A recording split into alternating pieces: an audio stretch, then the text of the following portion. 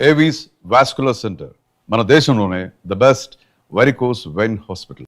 సాధారణంగా మనం ఏ health issue వచ్చినా మానసికంగా కానీ శారీరకంగా కానీ ఒక డైటిస్ట్ని కలవడం అయితే ఏంటి, ఒక సైకాలజిస్ట్ని కలవడం అయితే ఏంటి, ఒక న్యూట్రిస్ట్ దగ్గరికి వెళ్ళడం అయితే ఏంటి, ఇలా రకరకాల డాక్టర్స్ దగ్గరికి మనం వెళ్తూ ఉంటాము, సమస్యకు తగ్గట్టుగా చూస్ చేసుకుంటుంటాం. కానీ న్యూట్రిషనిస్టు సైకాలజిస్టు ఇద్దరి కాంబినేషన్ ఇదైతే మనం రేర్గానే చూస్తుంటాం. ఆ రేర్ కాంబినేషన్ పర్సన్ ఎవరైతే ఉన్నారో ఇప్పుడు దానికి సంబంధించిన మేడం నాతో పాటు ఉన్నారు. ఆ మేడం ఎవరంటే న్యూట్రిషనిస్ట్ శ్రీదేవి గారు. ఇప్పుడు మేడంతో మాట్లాడి మనం మంచి మంచి విషయాల గురించి తెలుసుకుందాం. నమస్తే మ్యామ్. ఎలా ఉన్నారు అని అడగకూడదు కూడా మేడం. చాలా చక్కగా యాక్టివ్గా మంచిగా కనిపిస్తున్నారు. Thank you. అయినా అడుగుతాను మ్యామ్, ఎలా ఉన్నారు? I'm fine, thank you. Ma'am, కొంచెం ఎల్డిఎల్ ఫ్యాట్ పెరిగింది అనగానే చాలా టెన్షన్ పడిపోతుంటారు. వెంటనే డాక్టర్ని కలవాలి, అమ్మో నాకు ఏమైపోతుందో అని చెప్పి హడావిడి చేస్తుంటారు. నిజంగా దాని గురించి అంత భయపడాలంటారా మ్యామ్? యా, ముందు మనం ఎల్డిఎల్ ఫ్యాట్ గురించి మాట్లాడుకునే దానికంటే ముందు అసలు కొలెస్ట్రాల్ అంటే ఏంటి? ఆ కొలెస్ట్రాల్ పేరు చెప్పగానే చాలామంది భయపడిపోతుంటారు. అదేదో చాలా క్లిష్టమైన లేకపోతే వెరీ బ్యాడ్ మెటీరియల్ అన్నట్టుగా బిహేవ్ చేస్తూ ఉంటారు, అవగాహన లోపం మూలాన. కొలెస్ట్రాల్ అనేది ఇట్స్ వ్యాక్సీ సబ్స్టెన్స్, ఒక రకమైన కొవ్వు పదార్థం. ఈ కొలెస్ట్రాల్ అనేది మనకి చాలా ఇంపార్టెంట్ అయిన సబ్స్టెన్స్ అన్నమాట. ఎందుకంటే శరీరంలో ఉత్పన్నమయ్యేటటువంటి విటమిన్స్ కానీ, అలాగే మనకి కొన్ని రకాలైన హార్మోన్స్ కానీ, కణాల చుట్టూ ఉండేటటువంటి సెల్ మెంబ్రెయిన్స్ కానీ, వీటన్నిటి ఉత్పత్తిలో కొలెస్ట్రాల్ది ప్రముఖమైన పాత్ర. అండ్ ఈ కొలెస్ట్రాల్ అవసరంలో 80% కొలెస్ట్రాల్ శరీరం తనకి తాను తయారు చేసుకుంటుంది. 20% మాత్రమే మనకి ఆహారం ద్వారా వస్తుంది. కానీ కొన్ని రాంగ్ ఫుడ్స్ తీసుకున్నప్పుడు ఆ శాతం పెరిగే అవకాశం ఉంటుంది. ఈ కొలెస్ట్రాల్ ఏంటంటే శరీరంలోని అన్ని భాగాలకి ట్రాన్స్పోర్ట్ అవ్వడం చాలా ఇంపార్టెంట్. అలా ట్రాన్స్పోర్ట్ అవ్వడానికి, since it is not water soluble, నీళ్ళల్లో కరగదు కాబట్టి బ్లడ్లో వెళ్ళాల్సిన అవసరం ఏర్పడుతుంది. అయితే ఈ బ్లడ్లో ట్రాన్స్ఫర్ చేయడానికి కూడా దానికి ఒక రకమైన ప్రోటీన్ అవసరం. ఆ ప్రోటీన్ని వెహికల్గా తీసుకుని బ్లడ్లో ట్రాన్స్పోర్ట్ అవుతుంది. దాన్ని లైపోప్రోటీన్స్ అంటారు. లైపోప్రోటీన్స్ 2 రకాలుగా ఉంటాయి. ఎల్డిఎల్ ప్రోటీన్ ఒకటి, హెచ్డిఎల్ ప్రోటీన్ ఒకటి. ఎల్డిఎల్ అంటే low density lipoprotein, HDL is high density lipoprotein. మరి ఈ ఎల్డిఎల్ని ఎందుకు మనం బ్యాడ్ కొలెస్ట్రాల్ అనుకుంటాము, ఎందుకు దాని పేరు చెప్పి అది కొద్దిగా ఇంక్రీజ్ అయినప్పుడు ఎందుకు భయపడతాం? కారణం చాలా సింపుల్ అమ్మ. లైపోప్రోటీన్ ఏదైతే ఎల్డిఎల్ లో డెన్సిటీ లైపోప్రోటీన్ ఉంటుందో, దీని గుణం ఏంటి అంటే కొన్నిసార్లు ఎక్కువగా రక్తంలో దాని మోతాదు ఎక్కువగా ఉన్నప్పుడు కొన్ని పదార్థాలతో కలిసి అది గుండెలో ఉన్నటువంటి రక్తనాళాల్లో ప్లాక్ ఫార్మేషన్ అవుతుంది. అంటే చిన్న స్కేల్స్ లాగా తయారైపోయి అక్కడ పేరుకుపోతుంది అనమాట. అక్కడ పేరుకోవడం మూలాన అథెరోస్క్లిరోసిస్ అని, కరోనరీ ఆర్టరీ డిజీజ్ అని, స్ట్రోక్ అని, ఇలాంటివన్నీ వచ్చేదానికి అవకాశం ఉంటుంది. కాబట్టి ఎల్డిఎల్ అనేది బ్యాడ్ కొలెస్ట్రాల్. అది కనుక మనకి పెరిగినట్లయితే గుండె సంబంధిత వ్యాధులు వచ్చేదానికి చాలా అవకాశం ఉంటుంది. కాబట్టి దాని గురించి తప్పనిసరిగా కేర్ తీసుకోవాల్సిన అవసరం ఉంది. కేర్ తీసుకోవాలి కానీ భయపడాల్సిన అవసరం ఏమీ లేదు. ఎందుకంటే ఇవన్నీ ఆహారం మూలాన వచ్చినవి. ఎల్డిఎల్ అనేది పెరిగింది మన ఆహారం మూలాన వచ్చింది. ఆహారంతోనే సెట్ చేసుకోవచ్చు. దానికి ప్రత్యేకంగా మెడిసిన్ నేను ప్రపోజ్ చేయను. ఎందుకంటే because I'm A therapeutic nutritionist. మేము ఆహారం ద్వారా దాదాపు 80 రకాల జబ్బుల్ని హ్యాండిల్ చేస్తాము, 30 రకాల ఇన్ఫెక్షన్స్ని హ్యాండిల్ చేస్తాము, 12 రకాల క్యాన్సర్స్ని హ్యాండిల్ చేస్తాము, ఇంక్లూడింగ్ అడిక్షన్స్. దాదాపు 15-20 రకాల అడిక్షన్స్, ఫోబియాస్, ఇవన్నీ కూడా మేము ఆహారం ద్వారా హ్యాండిల్ చేస్తాం వితౌట్ మెడిసిన్, వితౌట్ మెడికేషన్. ఎందుకు అంటే నాకున్న ప్రత్యేకత ఏంటి అంటే ఐఎమ్ ఏ సైకోసోమాటిక్ హీలర్ అనమాట. మనిషికి ఉన్న మనసుకి శరీరానికి 2 రకాల రుగ్మతల్ని కూడా ఆహారం ద్వారా మనం సాల్వ్ చేస్తాము. So it is not a problem at all. LDL పెరగడం అస్సలు మంచిది కాదు.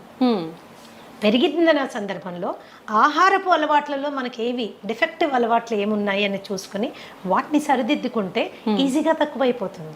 8 నుంచి 10 వారాల్లో ఈజీగా నార్మల్ లెవెల్కి వచ్చేస్తుంది. అయితే పెరిగితే అనుకున్నాం కదా మేడం, అసలు ఎంత మోతాదు ఉండాలి, దానికి మించి ఎంత పెరిగితే పెరిగినట్టు? అడల్ట్ స్కీమ్ ఎల్డిఎల్ 100 వరకు ఉండడము లిమిటేషన్.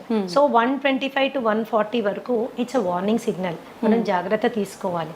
140 దాటితే మాత్రము it is a serious warning signal that can lead to lot of problems. అది గుండె సంబంధితుల వ్యాధుల వైపు మనం వెళ్ళడానికి మనని పూర్తిగా ఇచ్చేస్తుంది అనమాట. కాబట్టి ఎప్పుడైతే మనకి 100 to 140 మధ్యలో ఎల్డిఎల్ వాల్యూస్ చూపిస్తున్నాయో, 150, 140 చూపిస్తున్నాయో, ఇట్స్ ఎ వార్నింగ్ సిగ్నల్ అనమాట. వెంటనే మనము ఆహారపరమైన మార్పులు చేసుకుంటే ఆ లెవెల్ని కిందకి తీసుకొచ్చేసేయచ్చు. అంటే అంత సీరియస్ కండిషన్ లో ఉన్నప్పుడు కూడా వితౌట్ మెడికేషన్ ఓన్లీ ఫుడ్ ద్వారానే ట్రీట్ చేయొచ్చు. ఇది 140, 150 అనేది it is a warning signal అమ్మా. దానికంటే ఎక్కువగా ఉన్నప్పుడు కూడా మనం వెనక్కి తీసుకురావచ్చు. Okay, all kinds of fats can be reduced. ఆహారపు అలవాట్లు మార్చు.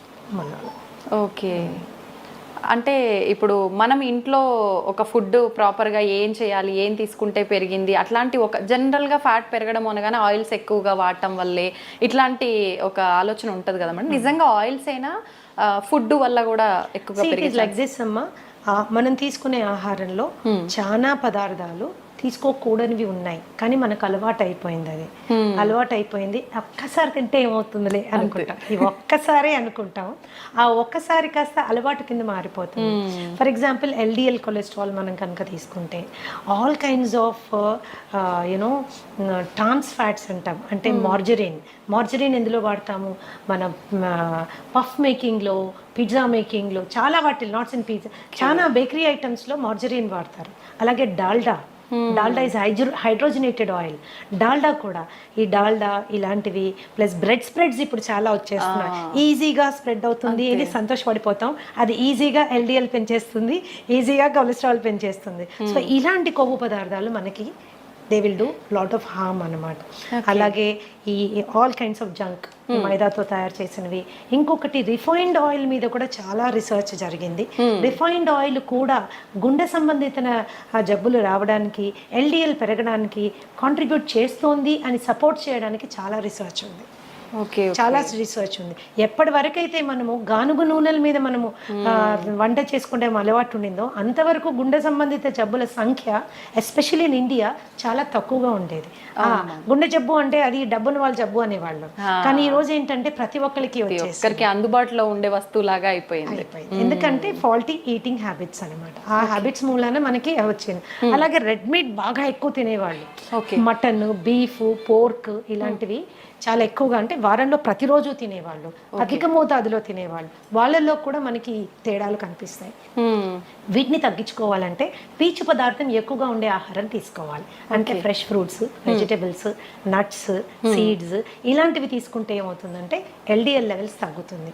మామూలుగా రోజు తీసుకునేటటువంటి రీఫైన్డ్ ఆయిల్ని మార్చి గానుగు నూనెలు మనం తీసుకున్నప్పుడు కూడా ఎల్డిఎల్ లెవెల్స్ ఈజీగా కంట్రోల్లోకి వచ్చేస్తాయి. ఓకే, అంటే డైలీ రొటీన్ అనేది మనం ఒకటి ఫాలో అవ్వాలంటారు మేడం, అంతే కదా? కొలెస్ట్రాల్ డైలీ రొటీన్ అంటే నేనేం చెప్తానంటే డైలీ రొటీన్ కంటే కూడా డైలీ తీసుకునే ఆహార పదార్థాలని మనం ప్రాపర్ గా సెలెక్ట్ చేసుకోవడం చాలా ఇంపార్టెంట్. శరీర అవసరాలని దృష్టిలో పెట్టుకొని సెలెక్ట్ చేసుకోవడం చాలా ఇంపార్టెంట్. అంతేగాని టంగ్కి ఎక్కువ ఇంపార్టెన్స్ ఇచ్చి, టేస్ట్కి ఎక్కువ ఇంపార్టెన్స్ ఇచ్చి మనం తీసుకున్నప్పుడు ఏమవుతుంది అంటే అది డెఫినెట్ గా it is going to harm us. అలా అని ఎంతసేపు గడ్డి గాదం ఆకులు అలుములు తిని బతికేసేయాలా, ఇంతేనా లైఫ్ అనుకోక్కర్లేదు. టేస్టీగా ఫుడ్ చేసుకుంటూ ఇంట్లో చేసుకుంటూ తినచ్చు. ఎప్పుడైనా ఒకసారి నెలకో 2 నెలలకో మీరు ఒకసారి ఏదైనా తిన్నప్పుడు శరీరం అడ్జస్ట్ చేసుకుంటుంది. It is very smart. Okay, కానీ రోజు దాన్ని అలవాటు చేసుకుంటే మాత్రం చాలా కష్టం. కొన్ని మార్పులు తెచ్చుకోవాలి. ఓకే, అయితే మేడం చెడు కొలెస్ట్రాల్ పెరగకుండా ఉండాలంటే మనం ఫుడ్ ఇలాంటివి తీసుకోవాలి. HDL బ్యాలెన్స్డ్గా ఉండాలి అని అంటే ప్రత్యేకించి ఏమైనా ఫుడ్స్ మెయింటైన్ చేయాలంటారా డైలీ లైఫ్ స్టైల్లో? ఇప్పుడు HDL అంటే హై డెన్సిటీ లైపోప్రోటీన్.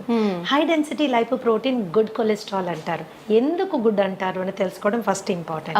ఎందుకంటే ఈ కొలెస్ట్రాల్ యొక్క ప్రాముఖ్యత చాలా ఎక్కువగా ఉంది.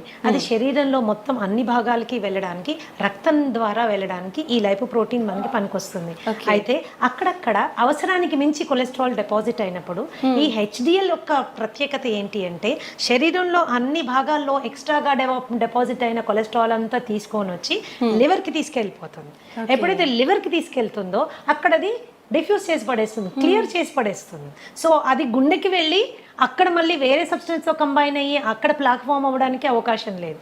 కాబట్టి గుండె భద్రత కోసం ఈ పర్టికులర్ లైపోప్రోటీన్ చాలా బాగా పనిచేస్తుంది, క్లీన్ చేసేస్తుంది అనమాట. గుండె వరకు కొలెస్ట్రాల్ ని వెళ్ళనివ్వదు అనమాట. అందుకని it is called good cholesterol. Good cholesterol. So మనం రోజు తీసుకునే ఆహారాల్లో మనకి చక్కటి కొలెస్ట్రాల్ ఇచ్చే ఆహారాలు చాలా ఉన్నాయి. సో వాటిని మనం ఇంక్లూడ్ చేసుకోవడం. See I always profess an inclusive kind of diet. మనం ఏమేమి తినాలి అనే దాని మీద ఎక్కువగా ఫోకస్ చేయాలి, ఏమేమి తినకూడదు అనేది అది సెకండరీ అన్నమాట. ఏవేవి ఇంపార్టెంట్. అలానే హెల్త్ ఈజ్ నాట్ డిస్టేస్ట్ఫుల్ అమ్మా, హెల్త్ ఈజ్ టేస్టీ. మనం చేసుకునే పద్ధతిని బట్టి ఆధారపడి ఉంటుంది. హెచ్డిఎల్ మనం హెచ్డిఎల్ కొలెస్ట్రాల్ మనకు పెరగాలి అంటే there is the humble avocado. Avocado is one of the best sources for HDL cholesterol. Okay, అలాగే నీకు నట్స్ ఉన్నాయి, సీడ్స్ ఉన్నాయి, వాల్నట్స్ ఉన్నాయి, ఇవన్నీ కూడా మనకి చాలా. అలాగే ఆవు నెయ్యి, ఆవు నెయ్యి బ్రహ్మాండంగా హెచ్డిఎల్ పెరుగుతుంది. అది కూడా నాటావు నెయ్యి. నాటావు నెయ్యి బ్రహ్మాండమైనటువంటి గుణాలు కలిగి ఉంటుంది. ధృతం అంటారు దాన్ని. మాకు ఒక్కొక్కసారి ఒక సత్సంగంలో ఉన్నప్పుడు గురువుగారు చెప్పారు, పాతకాలంలో ధృతం అంటే ఏంటి అంటే చనిపోయిన వాళ్ళలో కూడా ప్రాణ ప్రతిష్ఠ చేయగలిగినటువంటి అద్భుతమైన గుణం కలిగింది అని అర్థమట. మరి అది నిజమో కాదో నాకు తెలియదు, కానీ ఆయన చెప్పిన విషయం నాకు చాలా నచ్చింది. ఇంకో మాట కూడా ఏం చెప్పారంటే ఆస్తులు అమ్ముకైనా ధృతం కొనుక్కొని దాంతో తినాలన్నారు. అంటే నెయ్యికున్నటువంటి ప్రాముఖ్యత అది. కొద్ది కాలం ఏంటంటే నెయ్యి తింటే లావైపోతారు, నెయ్యి తింటే కొలెస్ట్రాల్ వస్తుంది. ఇది చాలా తప్పమ్మా. ఎస్పెషల్గా మనం ఇంట్లో ఆవు పాలు కొనుక్కొని చేసుకునే నెయ్యి అతి శ్రేష్టం. రీసెంట్గా ఒక రీసెర్చ్ నేను I would like to share with you. చపాతీలు పూరీలు మనని డయాబెటీస్ వైపు నొట్టి పడేస్తున్నాయి అన్నది అందరికీ తెలుసు. ఈవెన్ పుల్కా కావచ్చు, చపాతి, గోధుమ పిండి. అయితే అదే గోధుమ పిండి చేసిన రొట్టె మీద నెయ్యి రాసుకుని తింటే మాత్రము కొద్దిగా దాని గ్లూకోజ్ లెవెల్స్ తక్కువగా వస్తున్నాయి అన్నది లేటెస్ట్ రీసెర్చ్. అంటే నెయ్యికున్న ప్రాముఖ్యత అలాంటిది అనమాట. మనం ఇంట్లో తయారు చేసుకునే వెన్నపూస, మజ్జిగ జల్లికి వచ్చే వెన్నపూస, లేకపోతే మనం ఇంట్లో తయారు చేసుకునే నెయ్యి, ఇవన్నీ చాలా they are very good fats అనమాట. హెచ్డిఎల్ లెవెల్ పెరగడానికి చాలా చాలా బాగా పనిచేస్తాయి. సో ఇట్లా మనము కొద్దిగా అవగాహన పెంచుకుంటే అంత లైఫ్లో పెద్దగా కాంప్రమైజ్ అవ్వాల్సింది ఏమీ లేదు, అంత కాంప్రమైజ్ అవ్వాల్సింది ఏమీ లేదు. చిన్న చేంజెస్ మాత్రమే, చాయిసెస్లో చిన్న చేంజ్ చేసుకోవాలి. ఏది మనకి కావాలి, ఏది మనకి వద్దు, ఈ చిన్న చేంజెస్ చేసుకుంటే కొలెస్ట్రాల్ ఇబ్బందే కాదు అసలు. ఎంత సింపుల్ గా చెప్పేస్తున్నారు. మా అందరికి అది ఒక పెద్ద భూతద్దంలో పెట్టి చూస్తున్నట్టు. అండ్ యాక్చువల్గా ఏంటంటే ఇంకొక రీసెర్చ్ ఏం చెప్తుందంటే కొద్ది మందిలో ఇన్ సమ్ పీపుల్ ఏమవుతుందంటే కొలెస్ట్రాల్ కి సంబంధించిన మందులు వాడినప్పుడు అది ఏమవుతుందంటే it is leading to increase in blood glucose levels, diabetes పెరిగేదానికి అవకాశం ఉంది అని కొన్ని రీసెర్చ్ చెప్తున్నాయి. కాబట్టి మెడిసిన్ వాడడం కంటే ముందు ఆహారపు అలవాట్లని జాగ్రత్తగా గమనించి ఒక క్వాలిఫైడ్ థెరప్యూటిక్ న్యూట్రిషనిస్ట్ దగ్గరికి వెళ్ళి ప్రాపర్గా డయాగ్నోస్టిక్ టెస్ట్లు చేసుకుని ఏది ఎక్కువ ఉంది, ఏది తక్కువ ఉంది, ఏది ఎలా తగ్గించుకోవాలి అని అవగాహన పెంచుకుని జస్ట్ 8 నుంచి 10 వారాల్లో మీ లిపిడ్ ప్రొఫైల్ని మీరు క్లీన్ చేసేసుకోవచ్చు. ఒక్కటే సలహా ఏంటి అంటే కేవలం ఏదో యూట్యూబ్లో వీడియో చూసో లేకపోతే ఫేస్బుక్లో పోస్ట్ చూసో స్వంత వైద్యం చేసుకుంటే మాత్రము it is going to be little difficult. ఏదైనా సైంటిఫిక్ గా హ్యాండిల్ చేయాలి. మ్యామ్, నెయ్యి విషయానికి వస్తే మీరు ఇందాక నెయ్యి గురించి చెప్పారు కాబట్టి చాలా మంది నెయ్యి ఫుడ్ తో కాకుండా డైరెక్ట్ స్పూన్ తో తింటూ ఉంటారు. అట్లా తీసుకోవడం మంచిదే అంటే తాగుతూ ఉంటారు. ఎందుకంటే ఆవు నెయ్యిలో ఉండేటటువంటి గుణం ఏంటి ఉందంటే ఇట్ ఈస్ అది డైజెస్ట్ అయ్యాక మనకి బ్యూట్రిక్ యాసిడ్ ఫామ్ అవుతుంది. అందరికీ తెలుసుకోవాల్సిన విషయం ఏంటంటే మన మొత్తం మాయల పకీరు ప్రాణం చిలకలో ఉన్నట్టు మనిషి యొక్క ఆరోగ్య రహస్యం అంటే మానసిక ఆరోగ్యం కానీ శారీరక ఆరోగ్యం కానీ మన పొట్టలో పేగుల్లో ఉందన్నమాట. ఈ పేగుల్ని గట్ అంటారు. ఈ గట్లో 4300 రకాలైనటువంటి సూక్ష్మ క్రిములు ఉన్నాయి. దీంట్లో మంచివి ఉన్నాయి, చెడ్డవి ఉన్నాయి. మంచివి ఎప్పుడు కూడా అధిక సంఖ్యలో ఉండడం మన ఆరోగ్యానికి చిహ్నం అన్నమాట. మంచివి పెంచడానికి అవసరమైనటువంటి తైలం నెయ్యి. సో నెయ్యి మీరు కూరల్లో వేసుకొని చేసుకోవచ్చు, అన్నంలో మొదటి ముద్దలో వేసుకొని తినచ్చు, గోరువెచ్చని నీళ్ళల్లో కలుపుకొని తాగొచ్చు, ఏదన్నా చేయొచ్చు. ఈ అన్ని రూపాల్లో మీరు తీసుకునే నెయ్యి మీ గట్ హెల్త్ కి చాలా ఉపయోగపడుతుంది. ఆ నెయ్యి మరి ఎలాంటి నెయ్యి తీసుకోవాలి, that is an important question. Okay, ఆ నాటావు నెయ్యి అతి శ్రేష్టం. దాన్నే A2 ఘీ అంటారు. ఓకే, సో మనం ఇంట్లో చేసుకుని చాలామంది A2 పాలు కొనుక్కుంటున్నారు, పావు పాలు కొనుక్కుంటున్నారు. మీరు తోడు పెట్టి మీరు తీసి మిగడ్లోంచి చేసే వెన్న నెయ్యి యూ కెన్ యూజ్ ఇట్, అది చాలా శ్రేష్టం అనమాట. ఓకే మ్యామ్, కొలెస్ట్రాల్ విషయానికి వస్తే లివర్కి కొలెస్ట్రాల్ వచ్చింది అని చెప్పి చాలామంది టెన్షన్ పడుతూ ఉంటారు కదా, దానికి ఎటువంటి ఆహార పదార్థాలు తీసుకుంటే? లివర్కి కొలెస్ట్రాల్ కాదమ్మా, it is actually called fatty liver. Fatty liver రెండు రకాలుగా ఉంటుంది, alcoholic fatty liver and non alcoholic fatty liver. ఇప్పుడు నాలాంటి దాని దగ్గరికి ఎవరైనా ఫ్యాటీ లివర్ ఆల్కహాలిక్ వచ్చారనుకోండి, actually as a therapist I'm happy.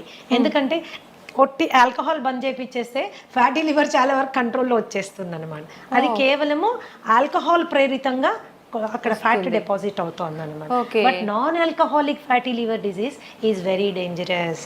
ఇది రాముడు బుద్ధిమంతుడు అంటాడు కదా, స్మోక్ చేయడు, బయటకు వెళ్ళి ఏమి తినడు, ఇష్టం వచ్చినట్టు బిహేవ్ చేయడు, అలాంటి వాళ్ళకి వచ్చేటటువంటి ఫ్యాటీ లివర్ కండిషన్ ని non alcoholic fatty liver condition అంటారు. దానికి మనము చాలా ఆహారపరమైన జాగ్రత్తలు తీసుకోవాలి. మరి ముఖ్యంగా కార్బోహైడ్రేట్ విపరీతంగా తినడం తగ్గించేసుకోవాలి. అలాగే ట్రాన్స్ ఫ్యాట్స్ మనం తీసుకోవడం తగ్గించుకోవాలి. అలాగే LDL లెవెల్ కంట్రోల్లో ఉండేటట్టుగా మనం చూసుకోవాలి. ఈ ఫ్యాటీ లివర్ వచ్చిన వాళ్ళలో చాలా మందికి fatty liver is some times considered as a predisposing character for diabetes. అంటే షుగర్ రావడానికి ముందు చాలా మందికి ఫ్యాటీ లివర్ వచ్చేస్తుంది. దాన్ని చాలా తేలికగా తీసుకుంటారు. ఏం లేదండి, కాస్త ఎక్సర్సైజ్ చేయండి, కాస్త ఇలా ఉండండి, కాస్త అలా ఉండండి అని. That is not the way. You have to take it serious. ఎందుకంటే ఈ ఫ్యాటీ లివర్ స్టేజ్ 1 నుంచి స్టేజ్ 2, స్టేజ్ 2 నుంచి స్టేజ్ 3, అక్కడి నుంచి ఫైబ్రోసిస్, సిరోసిస్, క్యాన్సర్ వరకు వెళ్ళే అవకాశం ఉంటుంది. కాబట్టి దాన్ని ఈజీ తీసుకోవడానికి వీల్లేదు. So basic foods for example కీరా జ్యూస్ బ్రహ్మాండంగా పనిచేస్తుంది ఫ్యాట్లో లివర్ తీసేయడానికి. నిమ్మరసం, ద హంబుల్ నిమ్మరసం, కాస్టే లేదు దాన్ని. So health is actually very economic, inexpensive అనమాట. చిన్న అవగాహన మనం తెలుసుకుంటే we will able to do it అన్నమాట. అండ్ ఫ్యాటీ లివర్ ఉంది అని మనకి ఎప్పుడు డౌట్ వస్తుందంటే, కొద్దిగా కుడివైపు బొజ్జ అంటే చేతులు కాళ్ళు సన్నగానే ఉన్నాయి, పొట్ట మాత్రమే ముందుకు వస్తుంది.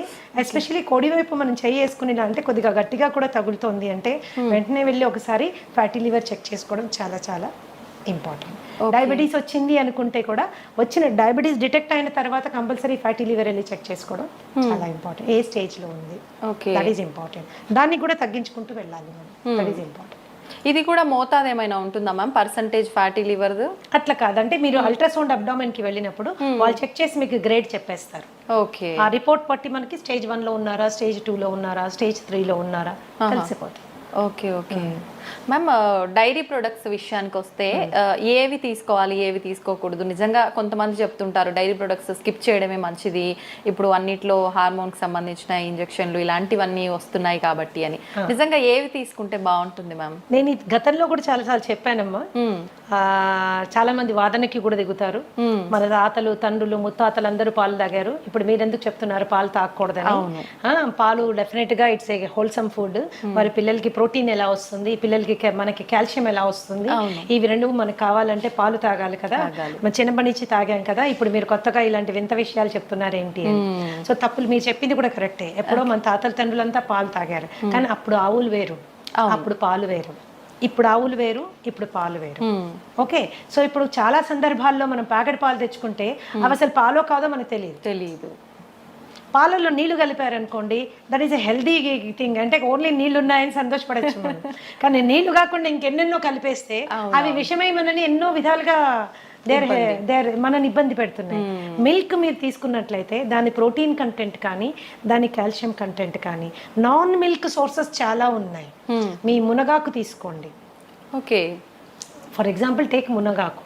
నువ్వులు తీసుకోండి, దానిలో ఉన్న కాల్షియం కానీ, దానిలో ఉన్న ప్రోటీన్ కానీ. మునగాకు పచ్చిదానికంటే కూడా ఎండు పౌడర్ ఏదైతే ఉంటుందో, మునగాకు పౌడర్ ఏదైతే ఉంటుందో బ్రహ్మాండంగా కాల్షియం లెవెల్స్ అనమాట.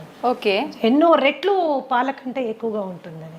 ఒక స్పూన్ రోజు తీసుకుంటే సరిపోతుంది. ఎలా తీసుకోవచ్చు మేడం? కాంబినేషన్ మజ్జిగలో కలిపి తీసుకోవచ్చు, నీళ్ళలో కలిపి తీసుకోవచ్చు. దాన్ని పొడి కింద తయారు చేసుకుని కాస్త వెల్లుల్లిపాయలు, జీలకర్ర, ఎండుమిరపకాయలు వేసి దాన్ని పొడి కింద చేసుకొని అంత నెయ్యి వేసుకొని మొదట ముద్ద గట్టిగా కలుపుకొని తినచ్చు. టేస్ట్కి టేస్టీ ఉంటుంది, హెల్త్కి హెల్త్ వస్తుంది. ఓకే. అయితే ఈ మిల్క్ ఇప్పుడు ఏం చేస్తుంది, మిల్క్ లో ఒక ప్రోటీన్ ఉంటుంది కేసిన్ అని. ఈ కేసిన్ చాలా మందికి ఎలర్జిక్ కండిషన్స్ ప్రొడ్యూస్ చేస్తుంది. చాలా మందికి కడుపులో అది డైజెస్ట్ అవ్వక గ్యాస్ కానీ లేకపోతే ఇండైజెషన్ కానీ అలాగే బెల్చింగ్ అండ్ బ్లోటింగ్ అంటారు, పొట్ట ఉబ్బినట్టు అవ్వడం కానీ ట్రైన్ పుల్ రావడం కానీ ఇవన్నీ జరుగుతాయి. ఎందుకు, కేసిన్ వాళ్ళకి డైజెస్ట్ అవ్వదు కాబట్టి, కేసిన్ డైజెస్ట్ అవ్వదు కాబట్టి. సో అలాంటి సందర్భాల్లో పాల అవసరం ఏంటి అసలు? అవును. ఒక స్టేజ్ దాటింది, టాడ్లర్ అంటాం, అంటే కాలు మీద నడవడానికి అలవాటు పడిన బిడ్డకి పాలు సంపూర్ణ ఆహారం కాదు. ఓకే. ఓకే. అది అసంపూర్ణమైనటువంటి ఆహారం. పాలు ఎడిక్టివ్ ఇన్ నేచర్. మీరు బాగా తాగుతుంటే అది తాగాలనిపిస్తుంది, తాగకపోతే ఏదో వెలితిగా కూడా అనిపిస్తుంది. దానికంటే ఆరోగ్యకరమైన ఫుడ్ మనకు ఉన్నప్పుడు, దానికంటే మనకి బలవర్ధకమైన ఆహారం మనకి అవైలబుల్గా ఉన్నప్పుడు మనం దానికి ఆప్ట్ చేసుకోవచ్చు కదా. ఈ రోజు ఆవుల్లో పాలు పెరగడం కోసము విపరీతంగా ఇంజెక్షన్స్ వేస్తున్నారు, విపరీతంగా యాంటీబయాటిక్ యూజ్ జరుగుతూ ఉంది. Grass fed cow and grain fried cow అని 2 రకాల కౌస్ మనం చూసుకుంటే, పచ్చిగడ్డి తిని ఆ పచ్చిగడ్డి పెంచడానికి కూడా ఏమాత్రం ఎరువులు వాడకుండా, పెస్టిసైడ్స్ వాడకుండా ఆర్గానిక్గా పెంచిన పాలు ఉంటాయి కదా, అవి అతి శ్రేష్టం. కానీ అరుదుగా లభిస్తున్నాయి, చాలా అరుదుగా, పచ్చిగడ్డే దొరకడం లేదు. గ్రెయిన్ ఫెడ్ మీరు తీసుకున్నారనుకోండి, వాటికి గ్రెయిన్స్ పెడతారు, ఎన్నెన్నో రకాలైన గ్రెయిన్స్ పెడతారు. ఎస్పెషల్లీ ఈ మధ్య కాలంలో అయితే కార్న్ పెట్టేస్తున్నారు, స్వీట్ కార్న్ పెడుతున్నారు. సో ఇవి ఏంటి అంటే పాల క్వాంటిటీ పెంచడానికి. చాలా మంది ఆ ఆవులకి పెట్టే దీంట్లో నూనెలు కలుపుతారు, ఎందుకంటే పాలల్లో వాళ్ళకి ఆయిల్ శాతము, ఫ్యాట్ శాతం ఎక్కువ రావాలని. మరి ఇలాంటి పాలు మనం తాగినప్పుడు అది మనకి it is going to harm us. అయితే ఇంట్లో మనం ఒక పాల ప్యాకెట్ తెప్పించుకున్నప్పుడు ఇది అది ఆవు పాల, గేదె పాల, ఆవులో గ్రాస్ తినిన ఆవా లేకపోతే గ్రెయిన్ తినిన ఆవా, యాంటీబయాటిక్ వేసుకుందా వేసుకోలేదా మనకి ఎలా తెలుస్తుంది? ఇవన్నీ కలిపారో లేదో మనకి ఎలా తెలుస్తుంది? తెలియదు. పైగా పాలు ఎప్పుడైతే ప్యాకెట్లో వస్తాయో, ప్లాస్టిక్ ప్యాకెట్లో వస్తాయో, ఆ ప్లాస్టిక్ కూడా మనకి ప్రమాదం. ఇంకోటి, కొంతమందికి ఏంటంటే ఎస్పెషల్లీ ఉద్యోగస్తులు 4-5 ప్యాకెట్లు కొనుక్కొని డీప్ ఫ్రీజర్లో పెడతారు, అవి గడ్డగట్టిపోతాయి. వాటిని మీరు ఎప్పుడైతే డీప్ ఫ్రీజ్ చేస్తారో, థాయింగ్ ప్రాసెస్ జరిగేటప్పుడు ప్లాస్టిక్ కూడా మెల్ట్ అయ్యి అందులోకి వస్తుంది. ఒకప్పుడు మేము చిన్నపిల్లలుగా ఉండేటప్పుడు గ్లాస్ బాటిల్లో వచ్చేది, that was safest milk. Seal అయ్యి గ్లాస్ బాల్ వచ్చేది, బాటిల్స్ తీసుకోగానే మేము చిన్నపిల్లలప్పుడు నాకు బాగా గుర్తుంది, ఆ మూత తీసి పైన ఉన్న వెన్నంతా వేలుతో తీసుకుని తినేవాళ్ళం. ఇప్పుడు అలాంటి కండిషనే లేదు, అలాంటి కండిషనే లేదు. సో పాలుని వాడకం ఎంత తగ్గిస్తే అంత మంచిది. అయితే పెరుగు దగ్గరికి వచ్చినా, మజ్జిగ దగ్గరికి వచ్చినా ఏ రెస్ట్రిక్షన్ లేదు. It is better than milk అన్నమాట. మీరు పెరుగుగా తిన్నా పర్వాలేదు, మజ్జిగగా తిన్నా పర్వాలేదు. కొద్దిగా పుల్లబడిన మజ్జిగ ఇంకా బెటర్. పుల్లబడిన మజ్జిగ చాలా బెటర్. అందుకనే మిల్క్ని అవాయిడ్ చేయడం బెటర్. ఎందుకంటే మనకు వచ్చే ప్యాకెట్ గురించి మనం ఆలోచిస్తాం, కానీ అందులో వచ్చిన పాలు మనకి దాకా రావడానికి ఎన్ని పద్ధతులు అవలంబించారో మనకు అవగాహన లేదు. Today it is a very common thing to give oxytocin injection for cows. Oxytocin injection దేనికి ఇస్తారు వింటే మీరు బిత్తరపోతారు. పాల పొదుగులోంచి పాలు పిండేటప్పుడు ఈజీగా పాలు బయటికి రావడం కోసము ఆ ఇంజెక్షన్ ఇస్తారు. మనకు కూడా ఆక్సిటాసిన్ ఇంజెక్షన్స్ ఇస్తుంటారు. మన ఎప్పుడు యూస్ చేస్తారో తెలుసా మీకు? డెలివరీలో బిడ్డ ఈజీగా బయటికి రావడానికి కోసం యూస్ చేసేటటువంటి ఇంజెక్షన్ ఆక్సిటాసిన్ అన్నమాట. కండరాలు లూజ్ అయ్యి బిడ్డ ఈజీగా బయటికి రావడానికి. యానిమల్స్ కి కూడా ఆక్సిటాసిన్ ఇంజెక్షన్ దానికోసమే ఇస్తారనమాట. బట్ దేనికి వాడుతున్నాం ఈరోజు? ఈజీగా, అంటే అది పిండడానికి కూడా మనకు ఓపిక లేదనమాట. దాని బిడ్డను తాగనివ్వడం లేదు మనము, దాని బిడ్డ నోటికాడ పాలు మనం గుంజుకుంటున్నాం. అది కూడా ఈజీగా రావడం కోసం కెమికల్ ఇంజెక్షన్స్ ఇస్తున్నాం. మరి ఇలాంటి పాలు తాగడం అవసరమా? అక్కర్లేదనే చెప్పాలి ma'am. So it's dairy and ఆవు మీద జరుగుతున్నటువంటి ఘోరాల గురించి అది డిఫరెంట్ స్టోరీ. దాని గురించి మాట్లాడుకుంటే పాలు చూస్తే కూడా భయపడిపోతా ఉన్నాడు, అమ్మో బాబోయ్ ఇంత కష్టమైన పాలు మనకు అవసరమైంది అని. That is as simple as that. పాల కంటే బలబద్ధమైన ఆహారం చాలా చాలా ఉంది. You can go towards it. అవి తీసుకోవచ్చు. ఆల్టర్నేట్ మిల్క్స్ కూడా ఉన్నాయి. మీ బాదం మిల్క్, తర్వాత ఈ కోకోనట్ మిల్క్, దాని తర్వాత యూ హ్యావ్ కాజు మిల్క్, రాగి మిల్క్, జొన్న పాలు, మిల్లెట్ పాలు, ఇలా మనకు చాలా ఉన్నాయి విచ్ ఆర్ మోర్ న్యూట్రిషియస్. పాలు దేనికి తాగెత్తున్నామో ఆ న్యూట్రిషన్ ఇవ్వగలిగినవి, ఇంకా ఎక్కువ శాతంలో ఇవ్వగలిగిన పాలు మనకు చాలా ఉన్నాయి. ఓకే. ఇంకా కొంతమంది అడుగుతూ ఉంటారు నన్ను, మేడం పాల ప్యాకెట్లో పాలు తీసుకోమంటారా, లేకపోతే టెట్రా ప్యాక్ తీసుకుంటే ఏమైనా ప్రాబ్లం వస్తుందా? టెట్రా ప్యాక్, టెట్రా ప్యాక్ మీద చాలా హెవీ రీసెర్చ్ జరిగిందమ్మా. టెట్రా ప్యాక్ లో పాలు రీసెర్చ్ చేసినప్పుడు, ఫ్రెష్ మిల్క్ చేసినప్పుడు డెఫినెట్ గా టెట్రా ప్యాక్ లో ఉన్న పాలలో పోషక విలువలు తక్కువ ఉంటాయి అనేది నిర్వివాదాస్పదం. You don't have to discuss about it, it is clear. ఎందుకు అలాగా? పాలు అవి పాస్చరైజ్ చేస్తారు అండ్ హోమోజినైజ్ చేస్తారు. హోమోజినైజ్డ్ అండ్ పాస్చరైజ్డ్ మిల్క్ ఎప్పుడైతే హీట్ చేసి కూల్ చేస్తారో దాంట్లో పోషక విలువలు తక్కువ అయిపోతాయి. కాకపోతే టెట్రా ప్యాక్ లో మీరు తీసుకున్నప్పుడు ఏంటంటే హైజీన్ అండ్ శానిటేషన్ ఎక్కువ, ఇన్ఫెక్షన్ కాజింగ్ జర్మ్స్ కానీ అది మనకి ఉండదు. పైగా ఏమీ అడిటివ్స్ యాడ్ చేయరు దాంట్లో, ఏమి దాన్ని ప్రిజర్వ్ చేయడానికి ఏమీ బయట నుంచి యాడ్ చేయరు. Okay okay. సో పోషక విలువలు ఫ్రెష్ మిల్క్ కంటే కొంచెం తక్కువైనా అది సేఫ్ మిల్క్ కాబట్టి టెట్రా ప్యాక్ లో మిల్క్ వాడుతూ ఉంటారు. That is how it is. ఇప్పుడు ఫ్రెష్ గా తీసుకున్న పాలు వి డోంట్ నో అవును దాంట్లో ఏమేమి ఉన్నాయో, అందులో ఎన్ని పెస్టిసైడ్ రెసిడ్యూస్ వస్తాయో తెలియదు, ఎన్ని మాన్యూర్ రెసిడ్యూస్ వస్తాయో తెలియదు, బ్యాక్టీరియల్ ఇన్ఫెస్టేషన్ కానీ వైరల్ ఏదైనా మైక్రో ఆర్గానిజం ఉందేమో మనకి తెలియదు. ఓకే. రెండు తెల్లగానే ఉంటాయి అంతే. మ్యామ్ పాల రూపంలో తీసుకునే వాళ్ళకైతే ఆల్టర్నేట్ ఆప్షన్స్ చాలా ఉన్నాయి మీరు చెప్పారు. కొంతమంది తెల్లారితే కానీ టీ లేనిది వాళ్ళకి తెల్లారదనే వాళ్ళు చాలా మంది ఉంటారు. అలాంటి వాళ్ళ పరిస్థితి ఏంటి మ్యామ్? టీ కాఫీ అనేవి దేనికి తాగుతాం? నా పద్ధతి ఏంటంటే దేనికైనా ఏ పద్ధతికైనా ఎందుకు అని ముందు తెలుసుకుంటే అది మనకు అవసరమా లేదు అని నిర్ణయం తీసుకోవచ్చు. రైట్. ఓకే. మన డైలీ లైఫ్ లో మనకున్న స్ట్రెస్ మూలాన చాలా మందికి హెడేక్స్ రావడము, ఆ స్ట్రెస్ మూలాన మైగ్రేన్స్ రావడము, డల్ గా ఫీల్ అవ్వడము ఇవి అవుతాయి. టీ అండ్ కాఫీలో ఏముంటుంది? కెఫీన్ ఉంటుంది. ఈ కెఫీన్ ఏం చేస్తుంది? నర్వస్ సిస్టమ్ ని టెంపరీగా ఉత్తేజపరుస్తుంది. ఓకే. టెంపరీగా ఉత్తేజపరుస్తుంది. ఎప్పుడో ఒక రోజు ఒక గుక్క తాగినంత మూలాన మనకి పెద్ద వదిలేదు. అది అలవాటు చేసుకుంటే it is addictive in nature. It is addictive in nature అన్నమాట. సో టీ మంచిదా కాఫీ మంచిదా అని కూడా కొంతమంది అడుగుతుంటారు. దీంట్లో నేనేమంటానంటే మీరు పాలు షుగర్ లేకుండా ఏది తాగినా మంచిదే. Okay. Black tea black coffee ఏది తాగినా మంచిదే. ఇంకా మీరు బ్లాక్ టీని చాలా లైట్ గా చేసుకొని దాంట్లో కొద్దిగా నిమ్మరసం యాడ్ చేసుకొని కొన్ని నానబెట్టిన సబ్జా గింజలు వేసుకొని దాంట్లో కొద్దిగా ఒక 2 or 3 లీవ్స్ ఆఫ్ మింట్ అంటే మన పుదీనా కట్ చేసి వేసుకొని తాగండి, అద్భుతంగా ఎంజాయ్ చేస్తారు. And maybe 1 or 2 times tea తాగడమే ఇంపార్టెంట్ అనుకుంటే బ్రహ్మాండమైన ఆరోగ్యం ఇచ్చే అద్భుతమైనటువంటి పోషక విలువలు ఉండేవి బొచ్చడని టీస్ ఉన్నాయి. For example green tea is the best tea. Okay. Green tea అంటే డిప్ టీ కాదండి. గ్రీన్ టీ ఆకులు తెచ్చుకోవాలి, ఒక చిన్న ఇన్ఫ్యూజర్ కొనుక్కోండి. అంటే ఒక కప్పులో ఇంకో కప్పు ఉంటుంది, దానికి చిన్న హోల్స్ ఉంటాయి. దాంట్లో మనం గ్రీన్ టీ లీవ్స్ ఒక స్పూన్ వేసుకుని హాట్ వాటర్ వేసుకుంటే ఇన్ఫ్యూజ్ అయ్యి the best thing will come on. Green tea is anti inflammatory and it is anti cancerous. మన మెటబాలిజంకి చాలా బాగా పనిచేస్తుంది. It is good for everything. కానీ ప్రతిదీ తీయగా ఉండాలంటే కష్టం. ప్రతిదీ తీయగా ఉండాలంటే మనకి కష్టం. సరే తీయగా ఉండాలి అనుకుంటే మీరు దాంట్లో న్యాచురల్ రా హనీ వేసుకోవచ్చు. బట్ అది ఇంకొక స్కామ్. మనకి ఏది హనీయో ఏది బెల్లం మడ్డో ఏది చక్కెరపాకమో మనకి తెలుసుకోలేము, అంత టైం కూడా లేదు. That is how it is. Organic గా చేసినటువంటి బెల్లం పౌడర్ కొంతమంది వాడుకుంటారు, పర్వాలేదు, అది కూడా పర్వాలేదు. As long as remaining conditions అన్ని నార్మల్ గా ఉన్నప్పుడు మనకి ఇవన్నీ పెద్దగా కాంట్రిబ్యూట్ అవ్వాలి. రిమైనింగ్ కండిషన్స్ నార్మల్ పెట్టుకోవడం చాలా ఇంపార్టెంట్. ఎన్నో రకాల టీ ఉందమ్మా.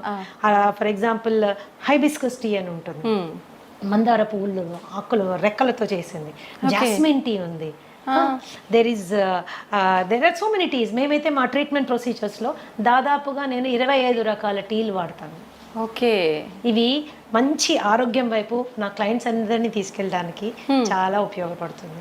మచ్చా టీ అని ఉంటుంది. ఫైబ్రాయిడ్స్ ఉన్నవాళ్ళు, యూటరైన్ ప్రాబ్లమ్స్ ఉన్నవాళ్ళు, మెన్స్ట్రల్ సైకిల్ రెగ్యులర్గా లేని వాళ్ళు ఇలాంటి టీ తీసుకోవచ్చు.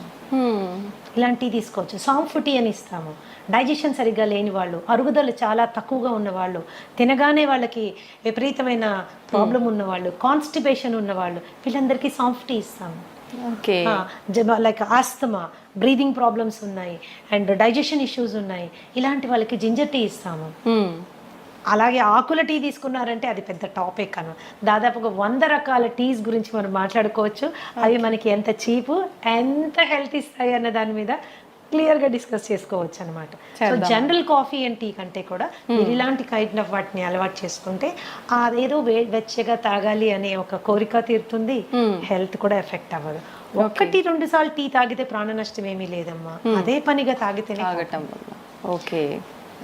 మీరు కాఫీ తాగాలి అనుకుంటే black coffee is a better option than with tea. And లేదు పాలు కావాలి, పాలు లేకుండా నేను చేయలేను ఫిక్స్ అయ్యారనుకోండి, ఓట్ మిల్క్తో తాగండి, కోకోనట్ మిల్క్తో తాగండి, ఆల్మండ్ మిల్క్తో తాగండి.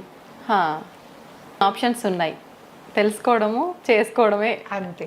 ఓకే, ఖచ్చితంగా మనం ముందు ముందు వీడియోలో టీస్ గురించి కూడా టాపిక్ చేసుకుందాం మ్యామ్. ఓకే మ్యామ్, మీరు అన్ని రకాల హెల్త్ ఇష్యూస్కి 80 దగ్గర చెప్పారు. హెల్త్ ఇష్యూస్కి ఓన్లీ ఫుడ్ తోటే ట్రీట్ చేస్తుంటాము అని చెప్పి. డయాబెటీస్కి కూడా అలానేనా మేడం? డయాబెటీస్ వచ్చిన వాళ్ళు ఖచ్చితంగా లైఫ్ లాంగ్ మెడిసిన్ వాడాల్సిందే అని అంటుంటారు కదా, దానికి కూడా ఫుడ్ ద్వారా తగ్గించవచ్చు అంటారా? యాక్చువల్గా మనం చాలా అందరు చూసే వ్యూవర్స్ కూడా గమనించాల్సింది ఏంటంటే, డయాబెటీస్ రావడానికి 2 ప్రధానమైన కారణాలు. ఒకటి ఫాల్టీ ఈటింగ్ హ్యాబిట్స్, సరైన ఆహారపు అలవాట్లు లేకపోవడం. ఓకే. 2 మనసులోను కలిగేటటువంటి భావాలని, భావోద్వేగాలని మన శరీరం పైన ఇన్ఫ్లుయెన్స్ పెట్టేంతగా పెంచి పోషించుకోవడం, కంట్రోల్ చేసుకోవడానికి సరైన అవగాహన పెంచుకోకపోవడం. ఓకే, ఇవి 2 విషయాలు. అంటే ఒకప్పుడు స్ట్రెస్ అంటే ఏంటమ్మా, stress is a necessary evil of life. దాన్ని ఫ్లైట్ ఆర్ ఫైట్ ఇమోషన్ అనేవాళ్ళు. అంటే కొన్ని వేల సంవత్సరాల క్రితం ఈ శరీరం ఫస్ట్ టైం ఫామ్ అయినప్పుడు మనకు ఒకటే స్ట్రెస్ ఉండేది. అదేంటి, ఏదైనా యానిమల్ వచ్చి మనం చంపేసేది, లేదా మనం ఏదైనా యానిమల్ చంపి తినేసేవాళ్ళం. ఇదే స్ట్రెస్. అంటే ఇంతకు మించి ఇంకేం స్ట్రెస్ లేదు. ఆ స్ట్రెస్ సిచ్యువేషన్ వచ్చినప్పుడు ఏమయ్యేది, శరీరంలో ఉన్నటువంటి శక్తి అంతా చేతుల్లోకి కాళ్ళల్లోకి వచ్చేసేది. ఎందుకు, చేతులతో కొట్లాడాలి, కాళ్ళతో పరిగెత్తేది పోవాలి. ఈ 2 మనకి కావాల్సినటువంటి సందర్భం ఉండేది. కానీ ఇప్పుడేంటి, జీవితంలో అందరూ లయన్స్ టైగర్లే. బాస్ ఒక లయన్ టైగరే, భార్య ఒక లయన్ టైగరే, భర్త కూడా లయన్ టైగరే, ఆఖరికి పనమ్మాయి కూడా లయన్ టైగరే. సో వీళ్ళందరూ కలిసి మనకి ఎన్నో రకాలైన స్ట్రెస్ క్రియేట్ చేస్తున్నారు. అయితే ఈ పరిస్థితుల్లో ఏమవుతుంది, ఎప్పుడైతే ఎనర్జీ చేతుల్లోకి కాళ్ళల్లోకి రావాలో, శరీరం ఇంటెలిజెంట్గా ఏం చేస్తుంది, మిగతా అవసరం లేని సిస్టమ్స్ని షట్ డౌన్ చేస్తుంది, బంద్ చేస్తుంది. బంద్ చేసినప్పుడు ఏమవుతుంది, ఫస్ట్ సిస్టమ్ ఏంటి బంద్ అయ్యేది, డైజెస్టివ్ సిస్టమ్. అందుకనే స్ట్రెస్ఫుల్గా ఉన్నప్పుడు తిన్నది అరగదు, తిన్నది అరగదు, ఒక రకంగా మనకి డిఫరెంట్ గా ఉంటుంది. ఓకే, ఎందుకు అది క్లోజ్ అయిపోయింది. తర్వాత అది రిలాక్స్ అయిపోయి మళ్ళీ స్టార్ట్ అయినప్పుడు ఏంటి, మళ్ళీ అంటే డైజెషన్ ప్రాసెస్ కొద్దిగా ఆగి జరుగుతుంది అనమాట. It is not giving us proper ఇది. అండ్ ఇంకొకటి, డయాబెటీస్కి వచ్చేసరికి చాలా మంది ఓన్లీ 3 రకాల టెస్టులు చేసుకొని ఆ డయాబెటీస్ని హ్యాండిల్ చేయాలనుకుంటారు. అంటే for example fasting sugars, post lunch sugars, ఇప్పుడు HbA1c, ఈ 3 మాత్రమే చేసుకుని వాళ్ళు డయాబెటీస్ని కంట్రోల్ చేసుకోవడానికి రకరకాల మందులు తీసుకుని ముందుకు వెళ్తూ ఉంటారు. నేనేమంటానంటే, ఏ జబ్బు మనకి వచ్చినా రూట్ కాజ్ తెలుసుకోవడం చాలా ఇంపార్టెంట్. నాకు డయాబెటీస్ ఎందుకు వచ్చింది, వై. సో మా దగ్గర మేము ట్రీట్మెంట్ చేసేటప్పుడు కూడా ఖచ్చితంగా రూట్ కాజ్ అనాలిసిస్ అని 13 రకాల బ్లడ్ టెస్టులు చేయిస్తాం, to understand the inside of a person, లోపల ఏం జరుగుతోంది. చాలా మటుకు మనకి అవుట్వర్డ్గా మనకి సిమ్టమ్స్ తెలియవు. అవును ma'am, we don't feel it. వెళ్ళి చెక్ చేసుకుంటే కానీ మనకి తెలియదు. That is how it is. And ఈ డయాబెటీస్ వచ్చిన వాళ్ళు టైప్ 2 డయాబెటీసా, టైప్ 1 డయాబెటీసా, బేసిక్ వాళ్ళు తెలుసుకోవాల్సి ఉంటుంది మనకి. ఒకవేళ టైప్ 2 డయాబెటీస్ మనం మాట్లాడుకుంటే సి పెప్టైడ్ అని ఒక టెస్ట్ ఉంటుంది. సీరం ఫాస్టింగ్ సి పెప్టైడ్ అంటే ఏం భోజనం చేయకుండా సి పెప్టైడ్ టెస్ట్ చేసుకుని ఆ సి పెప్టైడ్ వాల్యూ మనకి ప్యాంక్రియాస్ ఎంత పనిచేస్తుంది, ప్యాంక్రియాస్ పని చేయకపోవడం మూలానే డయాబెటీస్ వస్తుంది. కాబట్టి ప్యాంక్రియాస్ పనితీరు ఏ విధంగా ఉంది, ఎంత ఇన్సులిన్ ప్రొడ్యూస్ చేయగలుగుతుంది అనేది ఎస్టిమేట్ చేయడము very very very very important. అది ఎప్పుడైతే మనం ఎస్టిమేట్ చేసుకుంటామో, ప్యాంక్రియాస్ ప్రొడక్షన్ బాగానే ఉంది అనుకుంటే 100% మనకి డయాబెటీస్ రివర్సిబుల్ అవుతుంది. If your C peptide value is 1 and more, ఏది fasting C peptide value 1 and more ఉంటే కనుక 100% మనం ఆ డయాబెటీస్ని రివర్స్ చేసుకోగలము. కానీ 1 కంటే కిందకి వెళ్ళిపోతున్నప్పుడు, 5.5 కంటే కిందకి వెళ్ళిపోతున్నప్పుడు it is going towards type 1 diabetes అన్నమాట. ఈ టెస్ట్ చేయకుండా, ఈ నిర్ధారణ కాకుండా దాన్ని హ్యాండిల్ చేయడం అనేది నా ప్రకారము I feel it's a defective way of looking at it. Okay okay. And మనం అనుకుంటాం వైట్ రైస్ తినడం మూలాన, ఇంకోటి తినడం మూలాన, షుగర్ తినడం మూలాన. చాలా మంది నా క్లయింట్స్ వచ్చి చెప్తాను, నేను షుగరే తినట్లేదు మేడం, ఎప్పుడో మానేసాను, నోరు కట్టేసుకున్నాను, అయినా షుగర్ పెరిగిపోతుంది అని. సో మీరు ఏం తిన్నా అది షుగర్ కింద మారుతుంది, ఓకే ఏం తిన్నా అది షుగర్ కింద మారుతుంది. అంటే మరి అన్ని తినడం మానేసేమా? చాలా మంది ఈ షుగర్ పేషెంట్స్ వీక్ అయిపోతారు, ఎందుకంటే భయపడిపోతారు. అమ్మో ఇది తిరిగితే షుగర్ పెరుగుతుంది, అది తింటే షుగర్ పెరుగుతుంది, అది తినకూడదు, ఇది తినకూడదు, అది మానేయండి, ఇది మానేయండి. అది కాదు, ఫస్ట్ లోపల ఏం లోపాలు ఉన్నాయో తెలుసుకోవాలి. ఓకే లోపల ఏం లోపాలు ఉన్నాయో తెలుసుకోవాలి. వైటమిన్ డి లెవెల్స్ ఎన్ని ఉన్నాయో మనకు తెలియాలి. And there is direct and indirect relationship between vitamin D levels and diabetes. అది మనం ఖచ్చితంగా తెలుసుకోవాలి. B12 ఎంత ఉంది, దానికి దీనికి కనెక్షన్ ఏంటి? యా, వైటమిన్ సి, దాని పరిస్థితి ఏంటి, దానికి డయాబెటీస్కి కనెక్షన్ ఏంటి? Lots of research is available. ఎంతసేపటికి మనము షుగర్ లెవెల్ తగ్గించడం మీదనే ఫోకస్ చేయడం బదులుగా శరీరానికి కావాల్సిన శక్తిని, దానికి కావాల్సిన విటమిన్స్ని, దానికి కావాల్సిన మినరల్స్ని, దానికి కావాల్సిన ప్రతి పోరాడే వెపన్ని మనం ఇచ్చామనుకోమా, అది డయాబెటీస్ని తన్ని బయటికి తరిమేస్తుంది. ఇట్స్ వెరీ సింపుల్ అన్నమాట. కాబట్టి it is a life style disorder. అది లైఫ్ స్టైల్ అంటేనే మనం పద్ధతులు సరైన నిద్ర లేదు, సరైన ఆహారం లేదు, తీసుకునే ఆహారం టైం ప్రకారం తీసుకోము, అవును, అండ్ విపరీతమైన స్ట్రెస్. ఈ స్ట్రెస్ని మేనేజ్ చేసుకునే దానికి కూడా మనము ఎటువంటి జాగ్రత్త తీసుకోము. అందుకే మా దగ్గరికి వచ్చినప్పుడు మేము ఏం చేస్తామంటే డయాబెటీస్ని మేము వెనక్కి తీసుకెళ్లే time, because I'm a psychosomatic healer, ఖచ్చితంగా మానసిక ఒత్తిడిని తగ్గించేటటువంటి ఆహారము, శారీరకమైనటువంటి అవసరాలు అంటే దాని vitamins and mineral balances support చేసేటటువంటివి పెట్టుకుంటూ వెళ్తాం. కాబట్టి ఓకే ధనాధన్ షుగర్ లెవెల్స్ పడడం స్టార్ట్ అవుతాయండి. ఒకసారి షుగర్ లెవెల్స్ పడడం స్టార్ట్ అయితే మెడికేషన్ డోసేజ్ నెమ్మదిగా తగ్గించుకుంటూ వెళ్తాము. ఒకసారి అలా తగ్గించుకుంటూ వెళ్ళి 1 fine day ఆ మెడిసిన్ ఎత్తిపడేస్తాము. ఓకే, ఈ స్టేజ్ని రెమిషన్ స్టేజ్ అంటారు. Remission is purely temporary stage of health. Okay, so చాలా మందికి ప్రాబ్లం ఏమొస్తుందంటే తగ్గి నార్మల్ అవ్వగానే తగ్గిపోయింది కదా, సో సింపుల్ అనేసి మళ్ళీ నెక్స్ట్ డే నుంచి అన్ని మొదలు పెడతారు. పైనుంచి అది ఒక కంప్లైంట్ చేస్తారు, ఏంటి మేడం ఇది మళ్ళీ తినగానే వచ్చేసింది. నువ్వు ఫస్ట్ తిన్నావు కాబట్టి ఇది వచ్చింది, ఫస్ట్ ఫాల్టీగా తిన్నావు కాబట్టి ఇది వచ్చింది, కరెక్ట్ చేసుకున్నావు కాబట్టి తగ్గిపోయింది, కరెక్ట్ చేసుకుని మళ్ళీ బ్యాక్ వెళ్ళావు కాబట్టి మళ్ళీ వస్తుంది. సో నేనేమంటానంటే ఒక రెమిషన్ స్టేజ్ రాగానే మనం తీసుకున్న జాగ్రత్తని కనీసం 1 సంవత్సర కాలం గనక మనం అలాగే మెయింటైన్ చేసుకోగలిగితే అది రివర్సల్ అయిపోతుంది. ఓకే, అది రివర్సల్ అయిపోతుంది. డయాబెటీస్ తగ్గించుకోవడానికి ఆడ మగ తేడా లేదు, వయస్సుతో తేడా లేదు, మీ డయాబెటీస్ వయస్సు కూడా తేడా లేదు. అది 20 ఏళ్ళ నుంచి ఉంది, 15 ఏళ్ళ నుంచి ఉంది, 30 ఏళ్ళ నుంచి ఉంది, నేను టాబ్లెట్లు వేసుకుంటున్నాను, ఇన్సులిన్ వేసుకుంటున్నాను, ఏ దాన్నైనా మనం వెనక్కి పట్టుకెళ్ళచ్చు. చిన్న పిల్లల్లో కూడా ఇప్పుడు చిన్న పిల్లల కండిషన్ డిఫరెంట్ అమ్మా. That is called type 1 diabetes. Okay, type 1 diabetes వచ్చినప్పుడు మనము again C peptide fasting post lunch 2 చేసుకుంటాము. సి పెప్టైడ్ వాల్యూ చాలా తక్కువ ఉంటుంది. ఆ చాలా తక్కువ ఉన్నప్పుడు ఏంటంటే ఇన్సులిన్ ప్రొడ్యూస్ చేయలేకపోతుంది ప్యాంక్రియాస్ లో ఇన్సులిన్ రావడం లేదు కాబట్టి వాళ్ళు డయాబెటీస్ పార్ట్ వెళ్ళిపోయారు. సో ఈ పరిస్థితుల్లో మనం వాళ్ళకి 3 times వాళ్ళు ఇన్సులిన్ వేసుకోవాల్సి ఉంటుంది.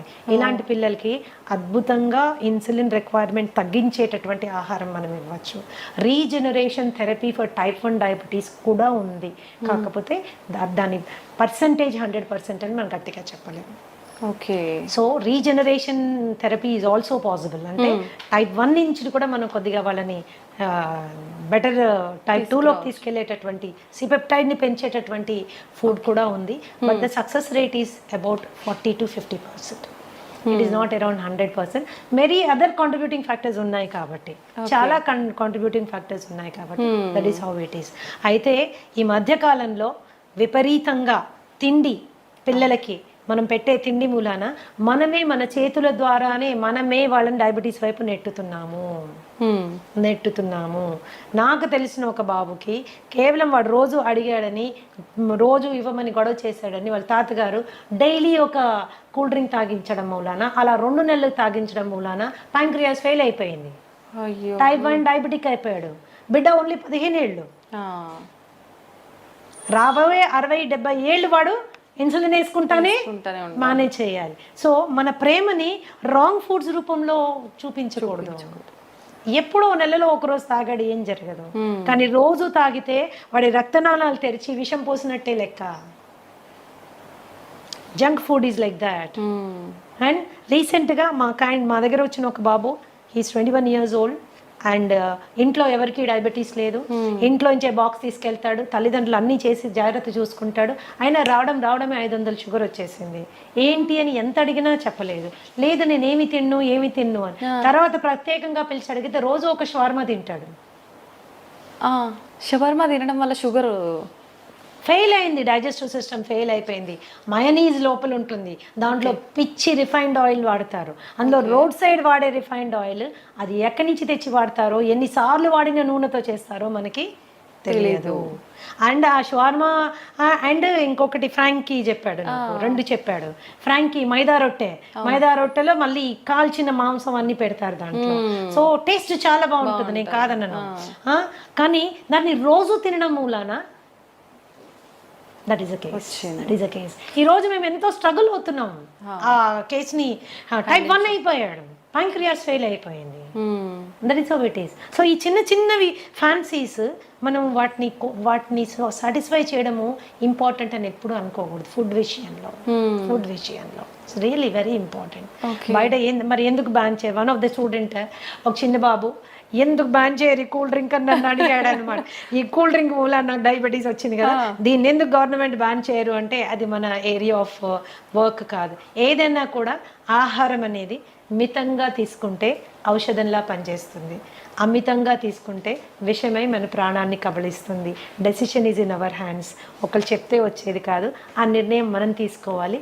మన బిడ్డలు కూడా అటువంటి చక్కటి విచక్షణ జ్ఞానంతో ముందుకెళ్ళాలంటే ఆ అవగాహన మనం కల్పించాలి. That is very important. అవును మ్యామ్, నిజంగా. మ్యామ్, మన గట్ ఫ్రీగా ఉండేటట్టుగా చూసుకుంటే మనకు చాలా రకాల ఆరోగ్య సమస్యలు రాకుండా ఉంటాయని చెప్తూ ఉంటారు. నిజంగా గట్ ఫ్రీగా ఉండాలంటే ఎటువంటి ఆహార పదార్థాలు తీసుకోవాలి? Gut is a very big subject అమ్మా. I will tell you, it's a very big subject. గట్లో మనకు ఉండేటటువంటి 4300 రకాలైన సూక్ష్మ క్రిములు ఎప్పుడు కూడా మంచివి చెడ్డవి ఒక బ్యాలెన్స్లో ఉండాలి. ఆ బ్యాలెన్స్ అవుట్ అయితే గట్ డిస్బయోసిస్ అంటారు.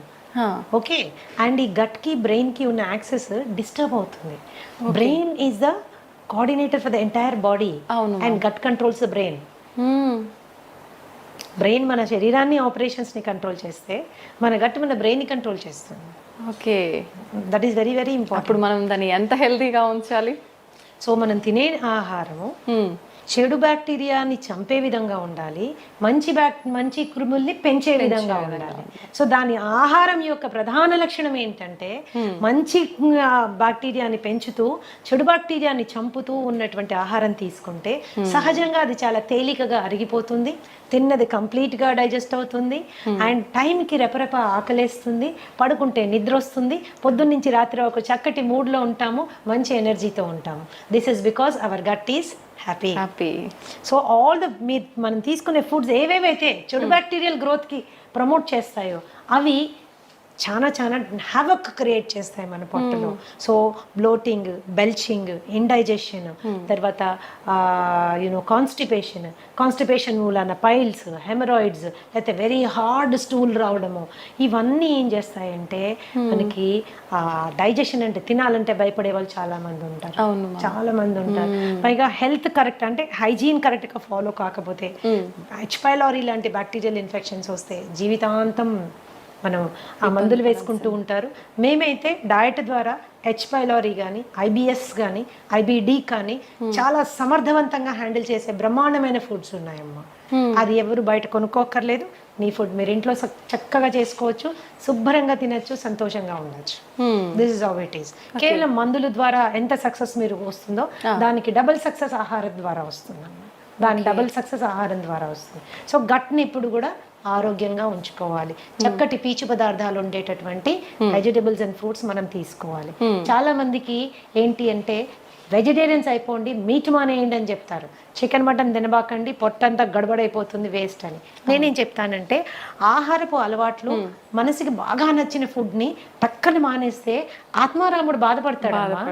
ఎక్కడో ఫీల్ అవుతాం మనం, ఏంటి లైఫ్, ఏమి తినలేము, నాకు నచ్చిన చికెన్ తినలేకపోతున్నాను, నాకు నచ్చింది అది తినలేకపోతున్నాను, ఏంటి ఇట్లా, ఎందుకు అసలు లైఫ్, బేసిక్ ఫుడ్స్ అవి. అప్పుడు ఏంటంటే they are upset about it. When they are upset nothing can be set. When you're upset nothing can be set అని, అంతా డిస్టర్బ్డ్ గానే ఉంటుంది. సో చికెన్ మటన్ లాంటివి తినేటప్పుడు కూడా దాని కాంబినేషన్స్ మంచి ఫైబర్ ఫుడ్ తో కాంబినేషన్ చేసుకుని మీరు తిన్నప్పుడు ఎటువంటి ఇబ్బంది రాదు, ఈజీగా డైజెస్ట్ అవుతుందని. So easy digestion is very important. Easy digestion అంటే ఓన్లీ పెరుగన్నం కాదండి, you can eat everything in life. So మంచి వెజిటబుల్స్, ఎగ్స్, పెరుగు, తర్వాత you can have all these things అనమాట. అండ్ పీచు పదార్థం అనగానే అన్నీ ఏవో పిల్లలకి గ్రీన్ ఆకులు చూడగానే చిరాకు వస్తుంది, ఇప్పుడు ఈ గడ్డి తినాలా అని. సో అలా కాదు. So you can go for everything, all kinds of కాంబినేషన్స్లో మనం వెళ్ళొచ్చు. అలాగే మనకి రాజ్మా ఆర్ మన కాబులీ చనా, బొబ్బర్లు, ఇలాంటివన్నీ మనకి చాలా మంచి ప్రోటీన్ ప్లస్ మంచి ఫైబర్తో వస్తుంది. అది తిన్నప్పుడు ఏంటంటే మనకి గట్ సెట్ అవుతుంది. దెర్ ఈస్ ఏ వే అండి, 8 to 12 weeksలో సెట్ చేసేస్తాం గట్ విత్ ఫుడ్ ఓన్లీ. అది ఎంత సీరియస్ ఇష్యూ అయినా. కాబట్టి నేనేం చెప్తున్నానంటే చక్కటి ఆహారాన్ని ఎన్నుకోండి. హోమ్ మేడ్ ఫుడ్కి 90% ఇంపార్టెన్స్ ఇవ్వండి. పార్టీలు ఇంట్లో హోస్ట్ చేయండి. మనం కావాల్సిన డ్రింక్స్ కానీ ఏదైనా కూల్ డ్రింక్స్ అట్లాంటివి కూడా ఇంట్లో చాలా చేసుకోవచ్చు. డెజర్ట్స్ అంటారా, బ్రహ్మాండమైన స్వీట్లు హెల్దీగా చేసుకోవచ్చు. ఓకే, బ్రహ్మాండంగా. జీవితంలో ఏది వదులుకోవాల్సిన అవసరం లేదు, ఎంజాయ్మెంట్ ఇన్ రైట్ వే చేసుకుంటే నీ గట్ని gut is the starting point for all diseases. దాదాపుగా 200 రకాలైనటువంటి జబ్బులు ఇక్కడి నుంచి స్టార్ట్ అవుతాయి. సో దీన్ని జాగ్రత్త పెట్టుకోవడం మనకి చాలా ఇంపార్టెంట్. ఏం ఫుడ్స్ ఉన్నాయి, ఎలా తినాలి, that is how it is. ఎప్పుడన్నా ఒక రోజు అంటే మేడం మమ్మల్ని హోటల్కే వెళ్ళొద్దంటారా, నేను ఒక్కసారి కూడా బిర్యానీ తినద్దా, ఇంకా నేను ఎందుకు అందులో హైదరాబాద్లో ఉండి నన్ను బిర్యానీ తినొద్దంటారా అంటే, ఓఎస్ తినండి తప్పకుండా, ఎందుకు మానేస్తారు, అలా మానేయమని చెప్పట్లేదు. కానీ దానికి మీ పొట్టని మిమ్మల్ని ప్రిపేర్ చేసుకోండి. Go to A place where biryani is done with ghee and not with Dalda. ఇంట్లో మీ ఆవిడకి బిర్యానీ చేయడం నేర్పించండి, కానీ ఇంట్లో చేస్తే మనకు నచ్చదు కదా. సో మీరు అలా తిన్నప్పుడు ముందు రోజు వెనక రోజు కూడా there are certain things you have to follow so that you can balance your. ఇందాక చెప్పాను, ఇప్పుడు చెప్తాను, మళ్ళీ కూడా చెప్తానమ్మా, ఎప్పుడో 2-3 నెలలకు ఒకసారి చేసింది మనకి అది బాడీ ఎఫెక్ట్ అవ్వదు. కానీ డైలీ అదే పనిగా యంగ్స్టర్స్, నాకు తెలుసు చాలా మంది ఐటీ ఎంప్లాయీస్ వస్తారు నా దగ్గరికి, ఏంటమ్మా ఎవరు వంట చేస్తారంటే స్విగ్గీ పేరు, జొమాటో పేరు చెప్తాను. So everyday it is and online food. And కాబట్టి ఏమవుతుందంటే అది కన్వీనియన్సే కానీ కంఫర్ట్ కాదు, హెల్త్ అంతకంటే కాదు. Very definitely expensive. కాబట్టి కొద్దిగా వంట చేసుకోవడం అనేది ఇప్పుడు అవుట్ ఆఫ్ ఫ్యాషన్ అయిపోయింది మా, ఆ ఫ్యాషన్ మళ్ళీ మనం క్రియేట్ చేయాలి. దట్ ఈస్ రియల్లీ ఇంపార్టెంట్ అన్నమాట. ఎందుకంటే వంట అనేది కేవలం హెల్త్ ఒక్కటే ఇవ్వదు, మనుషుల మధ్యలో అనుబంధాలు, బంధాలు, ప్రేమలు అన్ని పెరుగుతాయి. ఈ రోజు కూడా నీకు మీ అమ్మ చేసే ఆ పలానా వంట అని ఎందుకు గుర్తుంటుంది అంటే ఇంగ్రీడియంట్స్ అన్ని సేమే, ఆమె ప్రేమ అందులో ఉంటుంది, అంత ప్రేమగా చేసి నీకు నోట్లో పెడుతుంది, నువ్వు వెళ్ళినప్పుడు నీకు అది కావాలని అడుగుతుంది. అవన్నీ బంధాలు పెంచుతాయి. స్విగ్గీ జొమాటోలో తెప్పించి పెడితే it won't create a feeling, it won't create a relationship. లేని రోగాలు తీసుకొచ్చిస్తున్నట్టే మ్యామ్. ఇంకా ప్రేమ అంటే ఇంగ్రీడియంట్స్ మనకు తెలియదు. టేస్టీగా ఉండొచ్చు, నేను అసలు కాదన్న, డెఫినెట్ గా టేస్టీగా ఉండొచ్చు, బట్ ఇంగ్రీడియంట్ మీద మనకి కంట్రోల్ లేదు. So that is how it is. Ma'am food ఎలా చేస్తున్నాము, ఏం తింటున్నాము, ఇది ఒక ఎత్తు అయితే ఏ టైంకి తింటున్నాం అనేది కూడా ఇంకొకటి, దాని గురించి చెప్పండి మ్యామ్. ఒకటి మా, ఏ టైంకి తింటున్నామో, ఎన్నిసార్లు తింటున్నామో, these are 2 very important things everybody should understand. So research ఈరోజు there is loads of research ఏం చెప్తుంది అంటే snacking is the worst habit. పొద్దున్న బ్రేక్ఫాస్ట్ తిన్నాము, మధ్యాహ్నం లంచ్ తిన్నాము, రాత్రికి డిన్నర్ తిన్నాము, ఇది ఎప్పుడు మనకి ట్రబుల్ క్రియేట్ చేయదు. ఓకే. పొద్దున బ్రేక్ఫాస్ట్ తిన్నాము, మధ్యలో టీ అండ్ స్నాక్స్ తిన్నాము, మధ్యాహ్నం మళ్ళీ లంచ్ తిన్నాము, 4 గంటలకు సమోసా తిన్నాము, 5 గంటలకు కాఫీ తాగాము, 6 గంటలకు టీ తాగాము, 7 గంటలకు 7:30కి వెళ్ళి మళ్ళీ డిన్నర్ తిన్నాము, రాత్రి 12ంటికి పడుకునేటప్పుడు స్విగ్గీలో ఏదో ఒకటి తెప్పించుకుని తిన్నాము. This is going to cost trouble. This leads to obesity. Okay. Extra calories మూలన వెయిట్ పుట్ ఆన్ అవ్వడం స్టార్ట్ అవుతుంది. వెయిట్ ఒకసారి పుట్ ఆన్ అయ్యారంటే ఒబేసిటీ అనేది ఏంటంటే ప్రపంచంలో అన్ని కండిషన్స్ కంటే అతి దారుణమైన పరిస్థితి. కొన్ని millions of people are dying because of obesity, అధిక బరువు మూలాన. Okay, so this is very important. ఏ రోజైనా ఇప్పుడు మీరు ఆ మధ్యలో తినే స్నాక్స్ని కట్ చేయండి, న్యాచురల్గా స్లిమ్గా అవ్వడం స్టార్ట్ అవుతారు, ఫేస్ కాంతివంతంగా అవుతుంది. Snacks will do a lot of. ఒకవేళ స్నాక్ తినవలసిన అవసరం వస్తే హెల్తీ ఆప్షన్ చెక్ చేసుకోండి, హెల్తీ ఆప్షన్ తీసుకోండి. ఎప్పుడైతే మీరు బాగా డీప్ ఫ్రైడ్ మైదాతో చేసినటువంటి సమోసాస్, కచోరీస్ ఇలాంటివి తిన్నారనుకోండి, తిన్న 10 నిమిషాల లోపల సివియర్ డిహైడ్రేషన్ అవుతుంది. ఓకే. దాహం వేస్తుంది. ఆ దాహం వేయగానే మనం ఏం చేస్తాం, కూల్ డ్రింక్ తాగుతాం. ఈ కూల్ డ్రింక్ తాగితే ఏమవుతుంది, బొచ్చడంత sugar will go into your bloodstream. There is a spurt, sudden గా రేజ్ అవుతుంది, అవసరం లేని క్యాలరీస్ అన్ని. ఆ టైంకి మీరు టెంపరీగా ఎగ్జైటెడ్గా ఉంటారు. తర్వాత ఏమవుతుంది, 15 నిమిషాల లోపల ఈ రైజ్ అయింది టక్కని పడిపోతుంది. It causes irritation, anxiety and depression.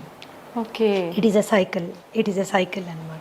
ఇది మన ఆలోచన విధానాన్ని, ఆహారపు అలవాట్లని, శరీర ఆరోగ్యాన్ని మొత్తంగా డిస్టర్బ్ చేసి పడేస్తున్నాను. సో ఆ టైంలో మీరు ఏదైనా హెల్దీ తీసుకోండి, ఫ్రూట్ తినడం అలవాటు చేసుకోండి. ఆకలి వేస్తుంది కదా, ఒక అరటిపండు తినండి, ఒక యాపిల్ తినండి, దాంతోపాటు సీడ్స్ నట్స్ ఒక డబ్బాలో వేసుకొని పెట్టుకోండి, ఒక గ్రీన్ టీ పెట్టుకోండి, ఒక 3-4 స్పూన్లు నట్లు సీడ్లు తిని చక్కగా ఒక గ్రీన్ టీ తాగండి. కడుపులో ఫీలింగ్గా ఉంటుంది, హ్యాపీగా ఉంటుంది, హెల్దీ కూడా. అలాగే there are so many fillers. ఇప్పుడు మీ ఫూల్ మఖానా కానీ, మురమురాలు కానీ, అట్టుకులు కానీ, వీటితో ఎన్నో రకాలైనటువంటి హెల్దీ గ్యాసెస్ రాకుండా ఉండేటటువంటి చేసుకోవచ్చు. మరీ ఆకలేస్తుంది అనుకున్నప్పుడు తినచ్చు, అట్లాంటి నో ప్రాబ్లమ్ అబౌట్ ఇట్. కానీ ఆ టెంపరీగా రోడ్ మీద దొరికే బజ్జీలు, పునుగులు అండ్ యూనో సమోసాలు, వాడెవర్ అన్నీ దొరుకుతాయి, అది మాత్రము స్కిప్ చేయాలి. చాలా ఘోరం అది. With due respect to all those people, అది మనకి పడినప్పుడు దాన్ని వదిలేసుకోవడం అంత ఉత్తమమైన విషయం ఇంకొకటి లేదు. And night 7:30 to 8 o'clock is the best time to have your dinner. ఎప్పుడు గుర్తుంచుకోండి, పడుకునే టైంకి, భోజనం చేసిన టైంకి మధ్యలో 3 గంటల వ్యవధి ఉండాలి. మీరు 7 గంటలకల్లా తిన్నారనుకోండి, 10కి పడుకోవచ్చు. ఓకే. 8కి తిన్నారనుకోండి, ఆఫీషియల్గా మీరు 11కి పడుకోవాలి. అవును.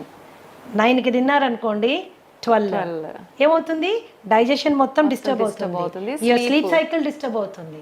ఇలా జరగడానికి వీల్లేదు. You have to remember that. And quantity ఎంత ఏంటి అనేది కూడా మనకి ఎంత అవసరం. ఒకటే రకమైన ఫుడ్ తినే అలవాటు చాలా మందికి ఉంటుంది. కూర నచ్చితే స్టార్టింగ్ నుంచి ఎండింగ్ వరకు అదే కూర, ఇంకొకటి ఏదో నచ్చితే అటు నుంచి అదే కూర. సో ఒక బ్యాలెన్స్డ్ డైట్ ప్లేట్ అనేది మనము మెయింటైన్ చేసుకోవాలి, అన్నీ ఉండేటట్టు చూసుకోవాలి, ఆల్ కైండ్స్ ఆఫ్ థింగ్స్. ఇప్పుడు టైం మనకి లేదు, అన్నిటికీ మన బాస్ కోసం టైం ఉంది, ఉద్యోగం కోసం టైం ఉంది, టార్గెట్స్ కోసం టైం ఉంది, కానీ మన కోసం మనకి టైం లేదు.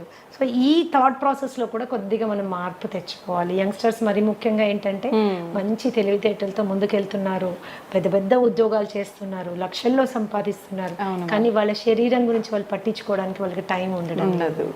దాన్ని ఎలా అయినా అకామిడేట్ చేసుకోవాలి. బ్రేక్ఫాస్ట్ కూడా సాధ్యమైనంత త్వరగా, మీల్కి మధ్యలో 3 గంటల గ్యాప్ ఉండాలి. 3 గంటల టైంలో మీరు కావాలంటే మంచినీళ్ళు తాగొచ్చు, సింపుల్. కావాలంటే మంచినీళ్ళు తాగొచ్చు. మరి ఏదైనా వర్క్ ప్రెషర్ మూలన కొద్దిగా తలనొప్పి వస్తుంది అన్నప్పుడు గ్రీన్ టీ తాగొచ్చు, జింజర్ టీ తాగొచ్చు, ఒక గ్లాస్ మజ్జిగ తాగొచ్చు, ఒక గ్లాస్ కొబ్బరి నీళ్ళు తాగొచ్చు. Okay, these are the best alternatives. ఆ స్నాకింగ్ మానేసేయాలి. ఎస్పెషల్లీ డయాబెటీస్ ఉన్న వాళ్ళైతే మీరు స్నాకింగ్ మానేసిన వెంటనే మీకు కనీసం ఒక 10-20 యూనిట్లు షుగర్ తగ్గుతుంది అనమాట. Okay, that's how it is. These are the important factors you have to remember. ఎప్పుడు బ్రేక్ఫాస్ట్ చక్కగా హెవీగా తీసుకోండి, దానికంటే కొద్దిగా తక్కువగా లంచ్, లైట్గా డిన్నర్. ఓకే లైట్గా dinner so that you don't store all that on to your self. And తినగానే పడుకోవడము, తినగానే అరగంటలోనే నడిచేస్తుంటారు, అలా చేయకండి ప్లీజ్. 1.5 hour గ్యాప్ వచ్చాక కానీ మీరు నడవడానికి వీల్లేదు. Oh that is how it is. So ఇవి బేసిక్ మీల్ పీరియడ్స్ మీరు అండ్ మీకు నచ్చిన విధంగా మీరు తీసుకోవచ్చు. ఒక జనరల్ హెల్త్ ఫార్ములా చెప్తాను, ఒక general health formula which is good for everybody.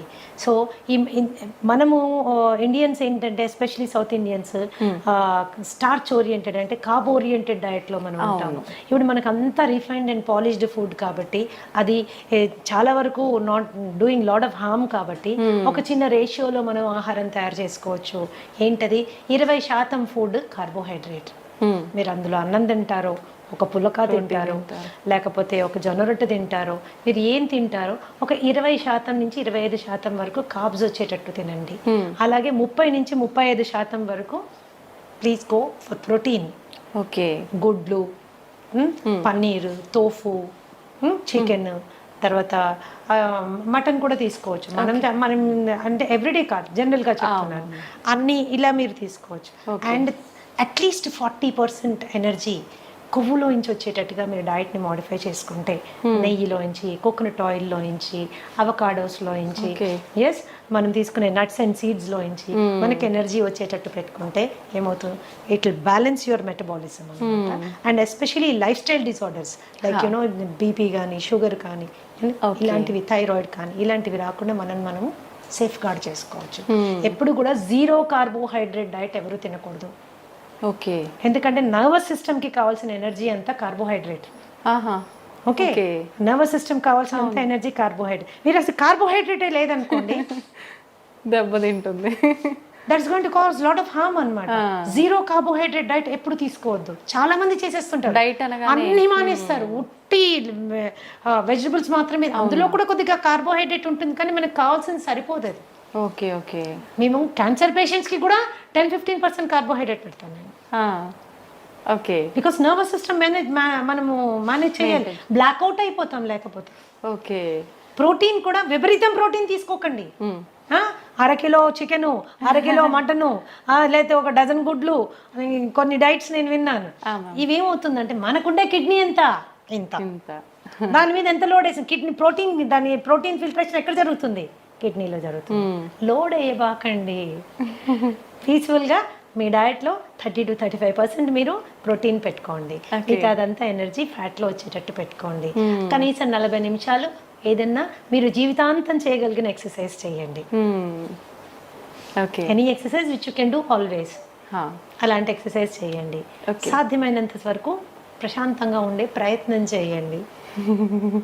That's how it is. It is a simple formula for health అని. ఓకే, నిజంగా చాలా సంతోషం మ్యామ్. ప్రతి ఒక్కరికి కూడా మనము ఫుడ్ చేంజ్ చేసుకొని ఒక బ్యాలెన్స్ డైట్ మెయింటైన్ చేస్తే హెల్తీగా ఉంటాము అనే ఐడియా ఉంటుంది. బట్ అసలు ఏం తీసుకోవాలి, ఎలా తీసుకోవాలి, ఎంత మోతాదులో తీసుకోవాలి, ఇది ఒక పెద్ద సమస్య మ్యామ్. నిజంగా మీరు ఎంత క్లియర్గా అంటే ఎంత మాకు వద్దు అనుకునే వాళ్ళు కూడా కూర్చొని విని బ్యాలెన్స్ అది ఫాలో అయ్యే విధంగా చెప్తారు మ్యామ్. చేసుకోవాలి. That is how it is. Thank you ma'am, thank you very much. నమస్తే మ్యామ్.